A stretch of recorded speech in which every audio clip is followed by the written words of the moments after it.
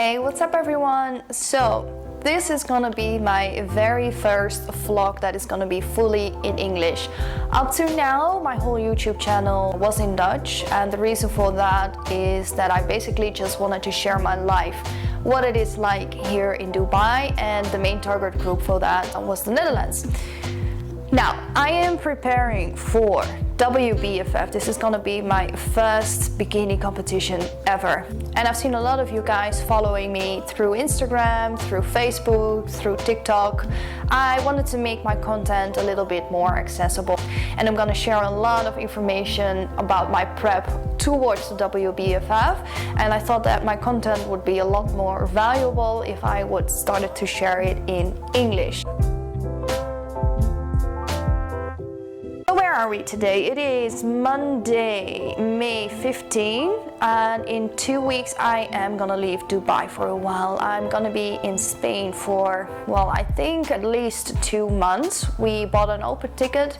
That means that all the possibilities are open at the moment, and we just felt like we needed to leave Dubai for a while. Last year we stayed in Dubai for the whole summer because we felt like it is also necessary for the full experience to get all the seasons in. Most people are actually leaving Dubai, or at least those who have the possibility to leave Dubai. You see that the city is a lot more quiet and a lot more empty on the road during the summer holidays. And I understand why, because it can get quite hot here.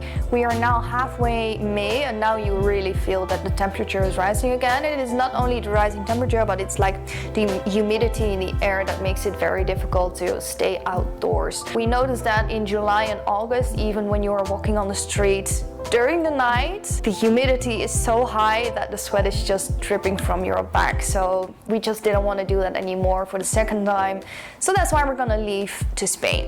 So we are actually quite lucky because we bought a house right before we left to Dubai, and we've been renting it out so far. And Adrian was gonna leave Dubai from May 28th. And the idea is that we were gonna stay with his parents. Now, I didn't feel like staying with his parents for a couple of months. So initially it was my idea to stay around in Dubai for a little bit longer. Adrian is going back to Spain, by the way, to get his driver license, to go for a summer camp. He is really into Muay Thai and in boxing at the moment. So for him, it was necessary that he was gonna leave Dubai from the end of May. However, the tenant of the apartment has decided to actually leave by the end of the month. So that means that the apartment that we bought is completely free right now. So that means that when we're gonna stay in Spain, we don't have to pay any rent, we don't have to worry about money, we have our online clients that is still gonna continue, and we have some coaches in Dubai that are gonna take care of our clients while we are away. So for me, it feels like this is the perfect situation to prepare for my competition that is gonna be in November. So like I said, it's my first bikini competition. My coach and I are gonna work together from, I think, mid-June. Up to now, I've been working together closely with Harvey from the Movement Blueprint. We wanted to work together with a coach who had a lot of experience with rehab training, conditioning, just really focus on my athletic skills. Now, the recovery of my lower back has been going with a lot of ups and downs. I say it to everyone, progress is never linear, but when I look at the long-term progress that I've been making, my back is so much better. Before that, I used to have like every 3 or 4 months occasions where I would make one wrong movement during my exercise, and that would probably knock me out for 1 or 2 days. I don't have that anymore. I listen a lot better to my body. I understand the signals for my back a lot better, and we adjust the program accordingly. So sometimes it feels like I'm taking a small step back, but if I'm looking at the long run on how my whole rehab is going, like I've been making so much progress, my whole core is so much stronger, and I just know better on how to train. Because of that, my clients are also benefiting from the new knowledge that I'm gaining with working a new coach. So my official prep coach is coming in from mid-June. Right now I'm focusing on getting as strong as I can be, so I've been bulking a lot. My calorie intake is a lot higher than it used to be, but that is exactly what we want. And I think in the first 4, 6 to 8 weeks, with my new prep coach, we're gonna figure out what my maintenance calorie is gonna be, and after that, of course, we're gonna cut down. I think the cut is gonna be around 16 weeks. There's a lot to cut down, so it's gonna be tough. However, I'm really looking forward to it. What else? Yeah, I thought that this was a good moment to give you an update on how the whole process is going. I officially placed my order with Veronique. She is gonna design my bikini.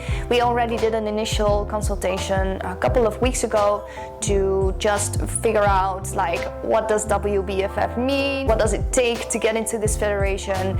And it became very clear, and I already knew this beforehand because I watched a lot of vlogs from other girls, that this is going to be an expensive competition. It is high-end, it is glamour, it is prestigious. I am willing to invest to bring the best package that I am going to be able to bring. So the bikini order is placed, and I am really aiming for the best bikini that she's gonna design with me. Veronique is basically offering, I think, about 3 or 4 different types of bikinis. The more embellishment and the more glitter and the more extravagant you want your bikini to be, obviously the more expensive it's gonna be. So I am going for the top level bikini because I feel like even if your physique is amazing and even though your posing is amazing, if your bikini is like meh, it could have done better, then I still feel like you're not bringing the best to stage, or you could have done more.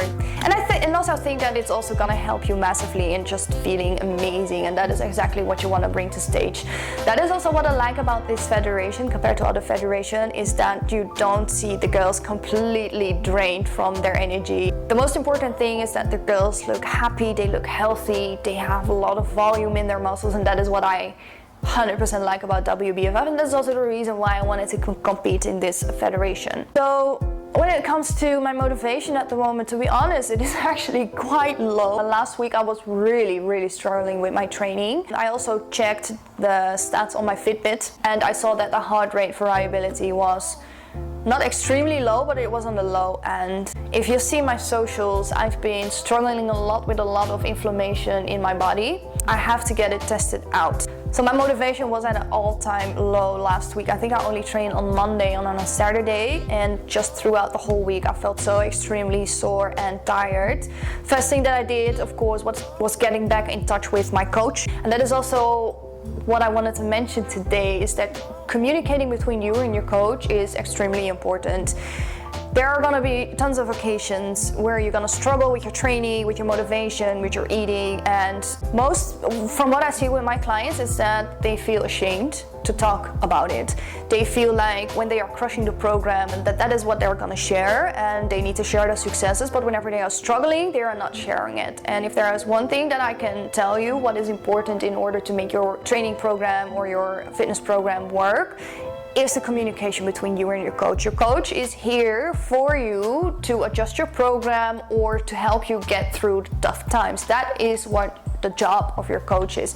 So whenever I was struggling with motivation, I reached out to my coach, and we take a close look at the statistics, and we saw that my heart rate variability is on the low end. That could have several reasons, but I think the main reason for that is just that I'm a little bit more stressed out than I wanted to admit, because like in 2 weeks we need to pack up the whole studio here again. With 2 suitcases, we're gonna go to Spain for a couple of months. You know what it's like before you're going on a holiday. There are always these last minute things that you need to take care of, but especially when you're gonna move away again for a longer period of time, you know, you still wanna meet up with a few people, you need to run some errands. For us, business-wise, there are a lot of things that we need to get arranged in order for our clients to be able to continue their training. So, you know, I thought that I had it all under control, but at the end of the day, life is just gonna happen and it's gonna evolve with your training, and that is something that you need to take in account for. That's important. So lastly, what I wanted to say is that, like I said, I've been dealing with a lot of inflammation in my body, and there are some medical issues that I need to get checked out, because I think I might have something like psoriasis or arthritis. The reason for that is that over the past few months I've had a lot of pain in my joints. It started in my ankles. My ankles are even making noise when I'm moving them around. At some point I also started to feel it in my wrists, wrists, in my knees, in my hands.